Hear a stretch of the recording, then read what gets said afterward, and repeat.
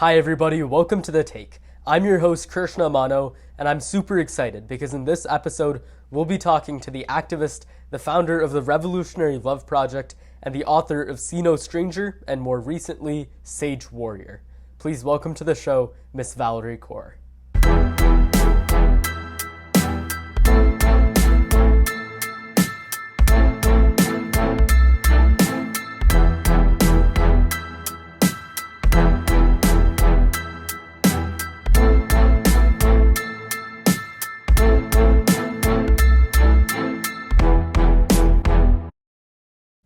Ms. Kaur, thank you so much for taking the time for this interview. It's an honor to have you on the show. I'm so grateful to be with you, Krishna. Thank you. Definitely. Could you please tell us about yourself and what you do today as a part of the Revolutionary Love Project?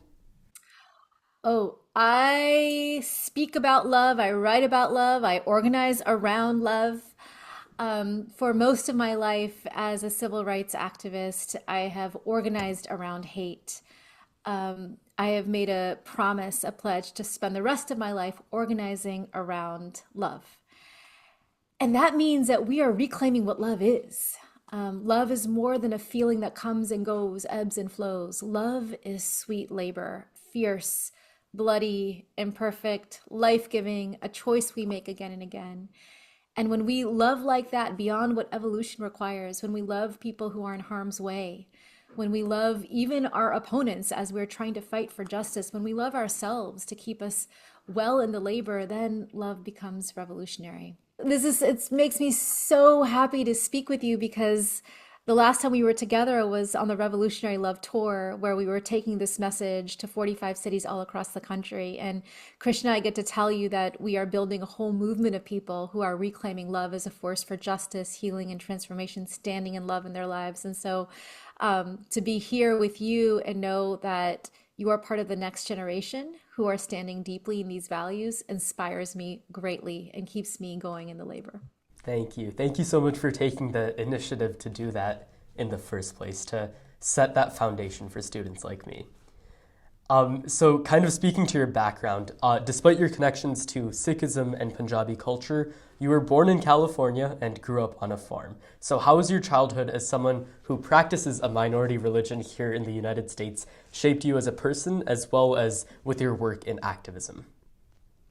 My grandfather sailed by steamship from Punjab to California in 1913. So the farmland that I grew up on were the fields that my grandfather and my father had farmed long before I was even born. So I grew up with a deep connection to the soil, to this place as home, but also with my grandparents' stories of sages and warriors, mystics and poets and soldiers from Punjab. And my childhood was immersed in those stories of Sant Sipahi, sage warriors.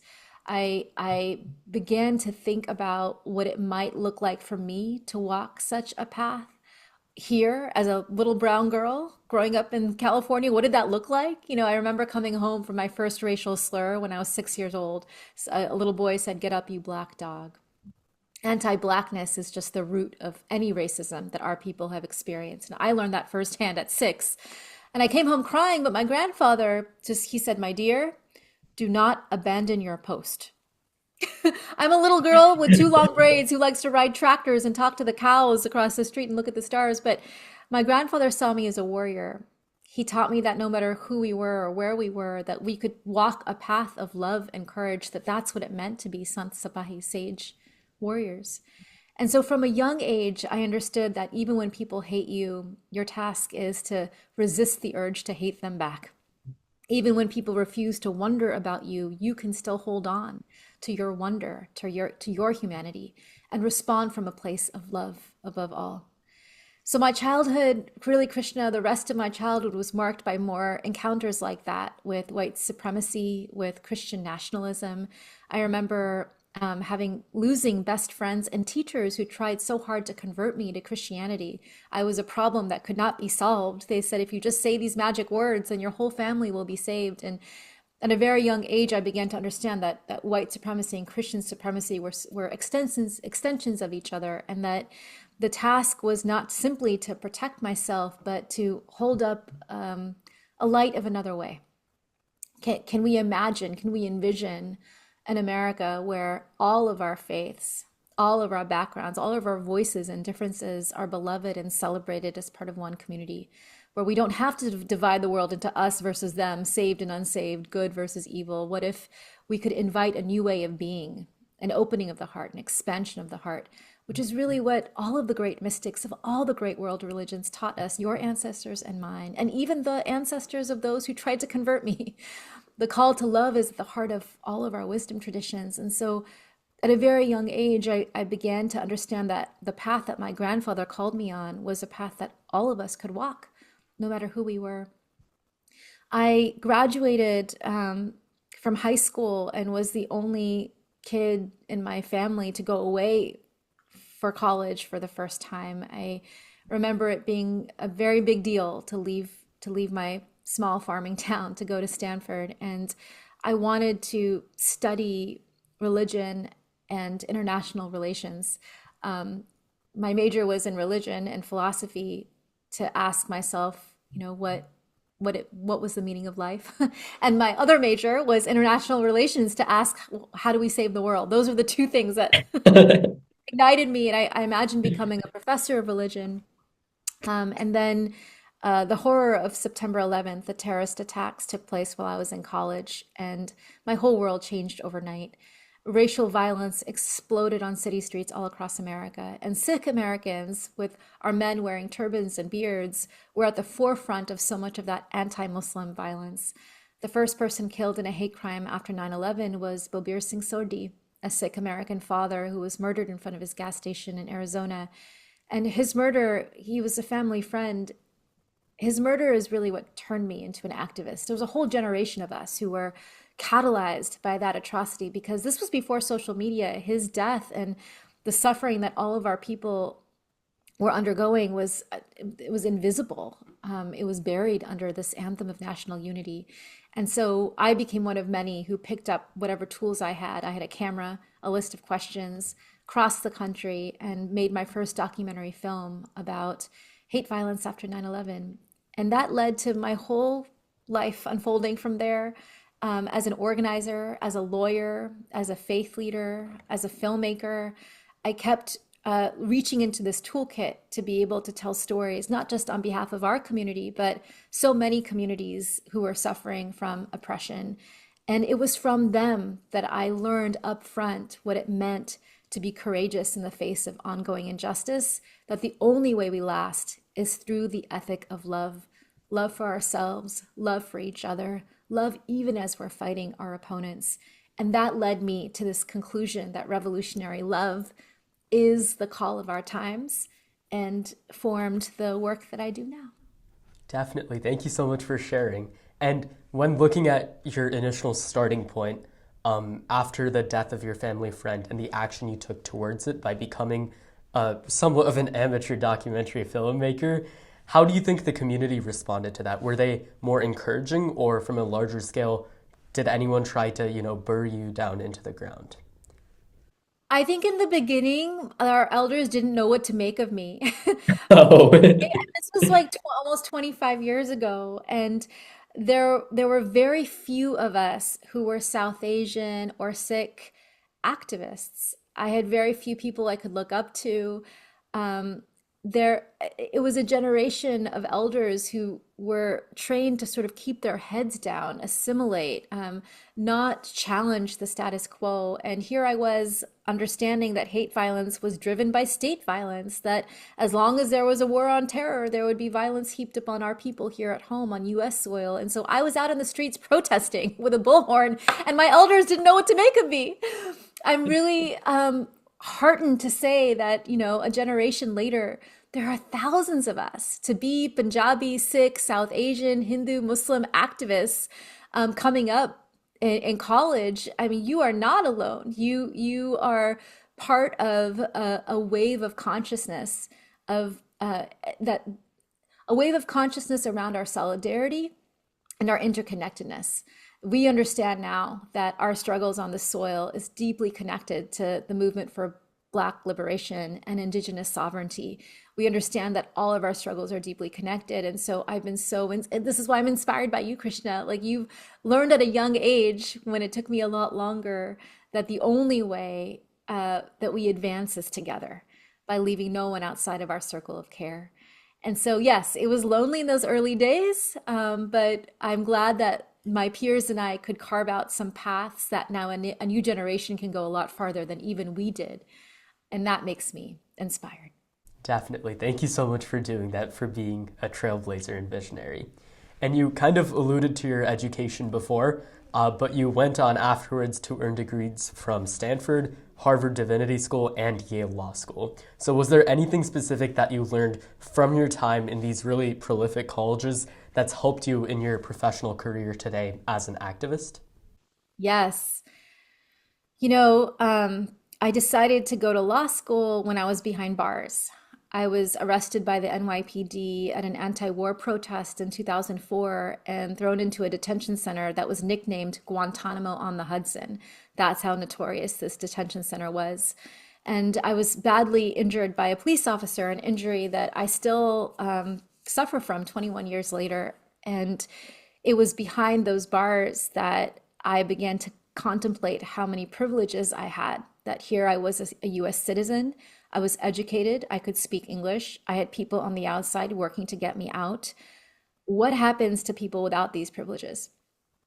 How vulnerable are we in the face of state apparatus that wants to kidnap or disappear us or stifle our dissent? And that revelation was so stunning to me, that so overwhelming, that I came back from that protest and I remember talking to my professor, one of my mentors, who said, Valarie, yes, you can study religion at Harvard Divinity, but you're gonna still, you have a warrior's heart. Remember, my grandfather called us to be Sant Sipahi, sage warriors, to see through the eyes of a sage and with the heart of a warrior. She's like, your warrior heart is gonna keep calling you back into the streets, and you don't go to battle unarmed. You don't go alone. You need a sword and shield. And so it was that moment I decided to apply to law school. And when I think about these degrees I have, I think others might look at them as like, oh, these are prestigious degrees that might earn you lucrative career choices. But for me, Krishna, they were my armor. If I wanted people to hear me as a woman of color, as a Sikh woman, talking about love as a revolutionary force, then I needed to be armored. I needed to make sure that I could stand in such a way that held authority and sovereignty. And so those educational degrees really trained my voice, and connected me with others who might stand with me. And to this day, my best friends are the ones who went to these schools for the same reasons, to be able to be stronger and more powerful in lifting our voices for justice and healing and change. My hope is that a lot more of us are able to pursue, especially in the South Asian community, are able to see these educational degrees for that purpose, not for lives that lead to security and money, and that is it, but lives that lead to deeper meaning and purpose and service. We are living in a time now where we're seeing authoritarian forces rise on the soil, where young student activists are literally being kidnapped and disappeared from our city streets by our government for their dissent. We're in a constitutional crisis, and what I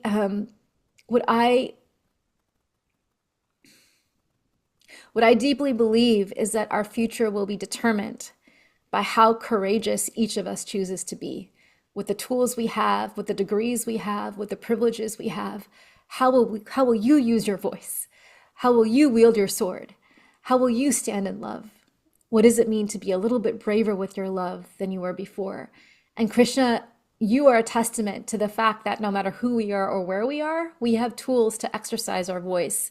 This podcast, the community that you are stewarding, and the conversations you are holding is your contribution that I hope inspires many, many other young people to know that they have a voice too, and they have power too, and they can choose to stand on the side of love and humanity too. We need that now more than ever. Definitely. Thank you so much. That was incredibly powerful to hear someone who's such a great activist of our times give that call for action for students like me, because I think now more than ever, people need to learn how to take that action towards revolutionary love rather than just talk about it, because we've said enough, but now is just about time where we actually walk our talk. And you took one of probably the greatest steps of this century to take that step towards actually walking our talk with writing your award-winning book, See No Stranger. It's a great book, by the way. And you talk about the lessons that your ancestors have taught you based off those Punjabi and Sikh cultures that you grew up in, even though you were, born and grew up in California. So how do you think that you can use those lessons in your life? Like, what are some examples of these important lessons that your ancestors have taught you that you continue to use even today? Every morning, my grandfather, Papaji, my Nanaji, would drive us to school and he would recite his favorite shabad, Tati vauna lagi, Bar Baram Sarnai, Jogid Hamare Ramkar, Dukh Lage Na Pai. Hot winds cannot touch you. Hot winds cannot touch you. You are shielded by the infinite. He recited this shabad in the hardest moments of his life, when he was surviving the mass violence and forced migration of partition of 1947, when he was on the rooftops in Delhi during the anti-Sikh genocide of 1984. Oh, even back during World War II, when he was surviving air raids by German planes above through the night. He would, as a soldier serving in the war, he would recite this poem, this sacred poem, and it was his shield of protection. And he gave it to me as a child, like it was a secret key, a door to my own heart. And only now that I've worked at the site of mass shootings and worked in the wake of hate violence and worked inside of America's supermax prisons or on the shores of Guantanamo, only now, when I've been in the trenches, do I understand the power of that shabad, that Papaji was teaching me that there was a sovereign space inside of me. There is a sovereign space inside of you, a space that the noise and the chaos and the cruelty in the world cannot touch. It is a space of freedom, of wonder and connection and imagination and possibility. It's a space that our ancestors gave us. It's a space that we can rest in. And I keep that right now, I feel like is the greatest tool that I invite all of us who are activists and change makers to discover for ourselves. The cascade of assaults are ongoing. Cruelty is the point, chaos is the means, helplessness is the desired result. Like every day, every hour we pick up our phone, there's a new crisis, and it can make you feel so helpless. It can make you feel so powerless, and it can make you feel that you are truly trapped.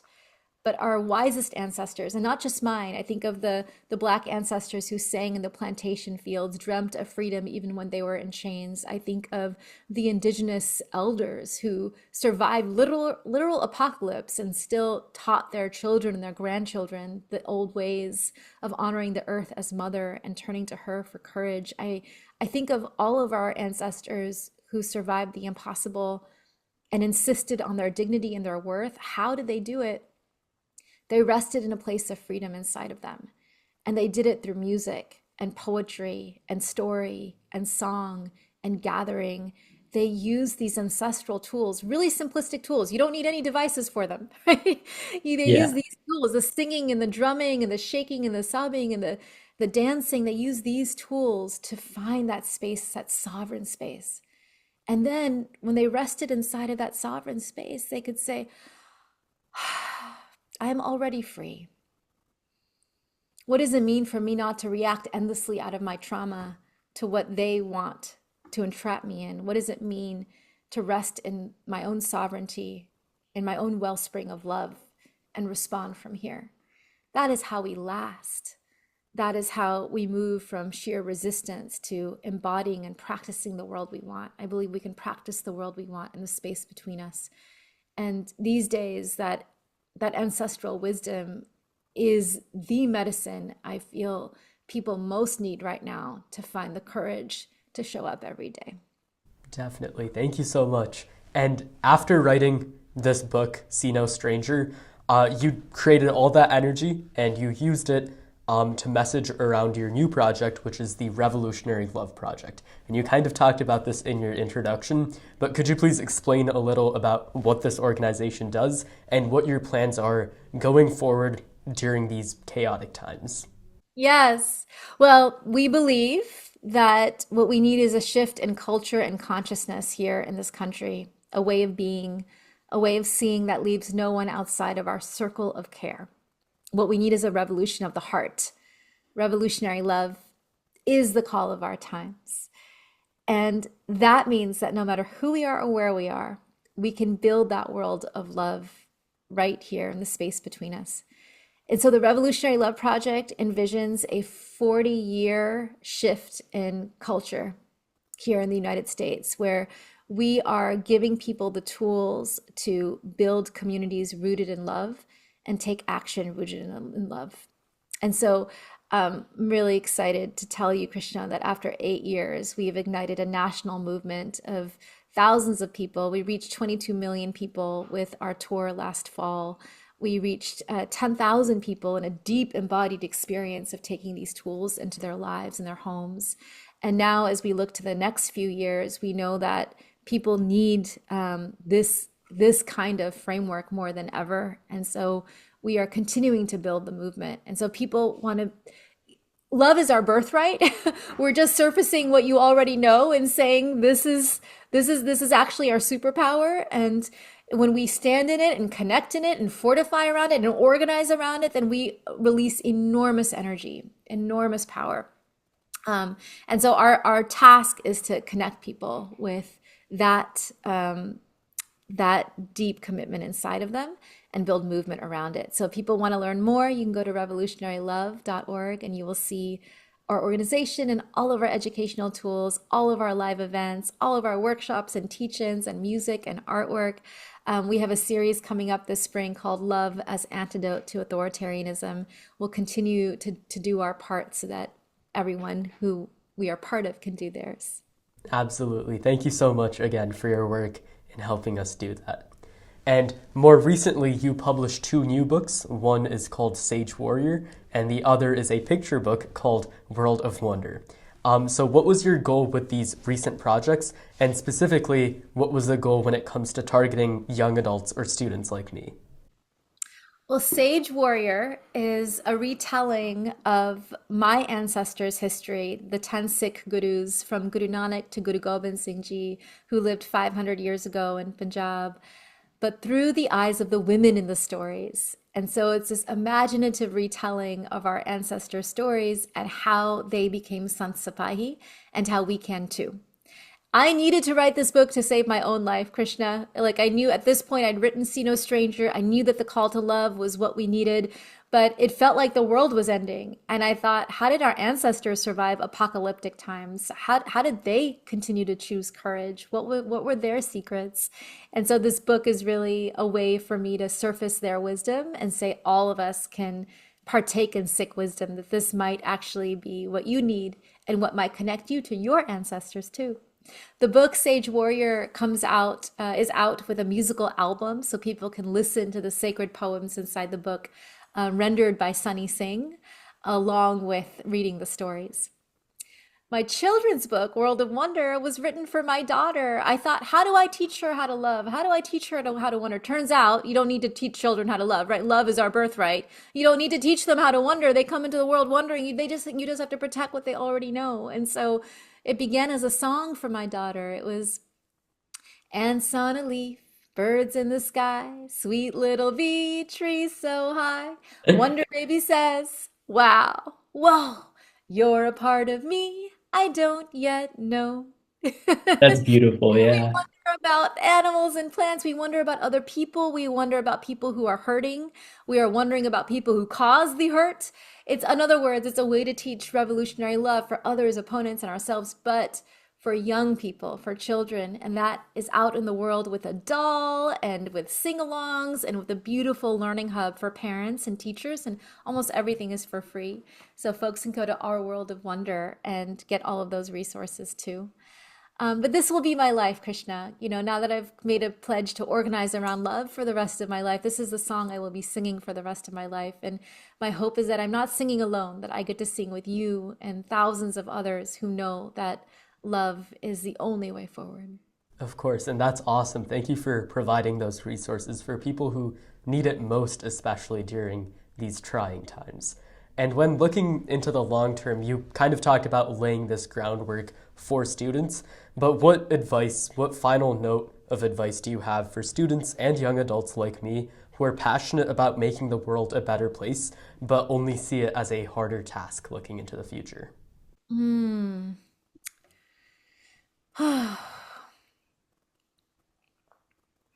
I know it feels like the world is ending.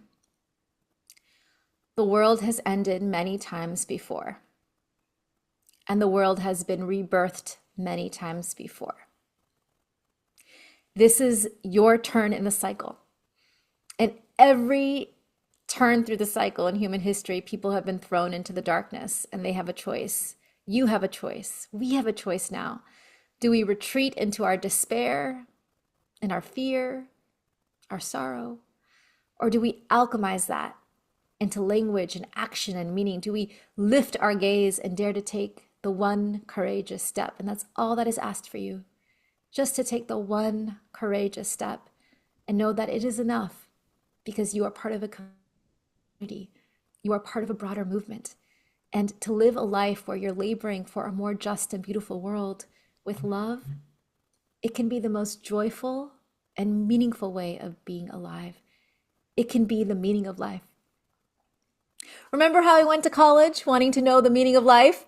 Religion Yeah. degree. And how to save the world? International relations degree. Turns out it's the same answer to both. To love and to be loved. To be brave with our love. That is it. That is everything. And that can be a lifelong labor that I have found is the most amazing way to live. Definitely. Thank you so much. Maybe I'll have to pursue those two questions in life as well.